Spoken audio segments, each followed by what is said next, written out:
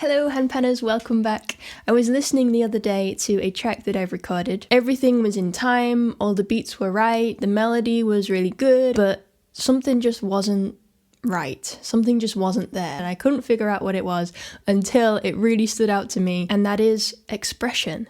So I would love to explore that with you today.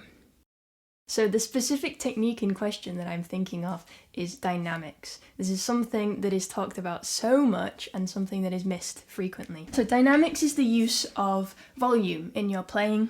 You can also use differences in texture to really emphasize dynamic change as well. So it's whether you play something soft and quiet,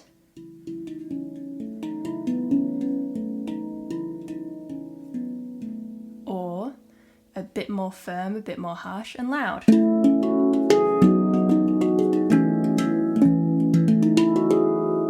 Right?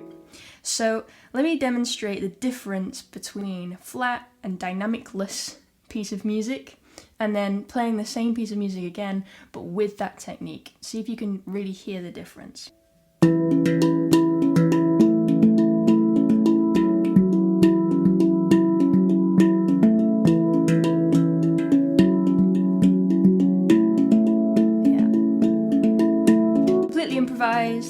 Sounds kind of nice. I quite like that groove. I like the combination of notes running underneath it. Really good. But how can I make that better?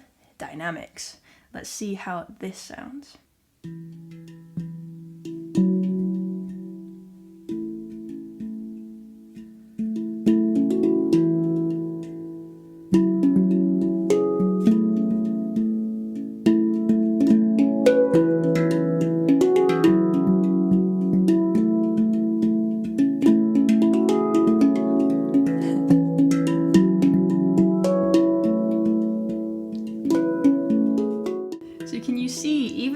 The exact same rhythm, the exact same idea, just by making it quieter in places, suddenly you've got a whole movement and it feels like a really solid, really lovely piece of music. And I could just run with that for a really long time because it just feels nice to play. It's expressive, it's saying something. The pan is reacting, I'm listening to what the pan is doing as I play that, and I'm really letting myself keep it low. So how can we make sure that we've got room to play around with these dynamics? The first thing we need to do is actually practice a little dynamic exercise and get our bodies used to playing quieter than we usually do. So the first thing that we're going to do is play our scale, whatever scale you have. Maybe you have less notes, whatever. And I want you to play it as quietly as you possibly can.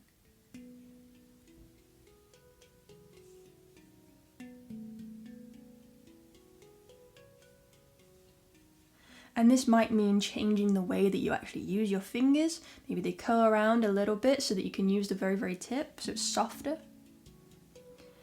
So dynamic isn't just about volume, but it's also about texture. Because if you use the flat of your finger, you're going to get more of this metallic sound, even if you're playing quietly. It's just a bit more to it. So if you shift that weight towards the front of your finger, it's only a little subtle difference, but it changes everything.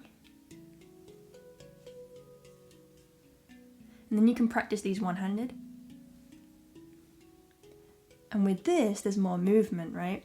So the trick here is to be able to get your hand all the way across the other side of the handpan without rushing into it, without pulling it too far above the instrument, because otherwise gravity is going to come in and make it louder, and maintaining that control and keeping it nice and low.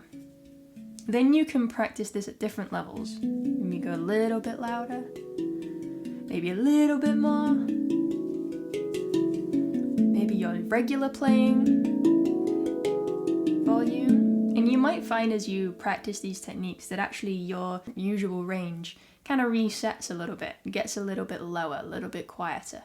That's a good thing, because what this does is when you want to create more excitement, more drama in your pieces of music, is it gives you more room above to get louder, and you need that room. There's always plenty of room to get quieter. I find there's so much nuance in those quieter volumes. But as you start to get louder, it's a bit more difficult to control. So if you give yourself more headroom, you've got more range so that you can use that dynamic expression later on in your music. I'm gonna go re-record that piece with a bit more dynamic in it. I hope you enjoy expressing and playing, and I will see you in the next one. Thank you so much.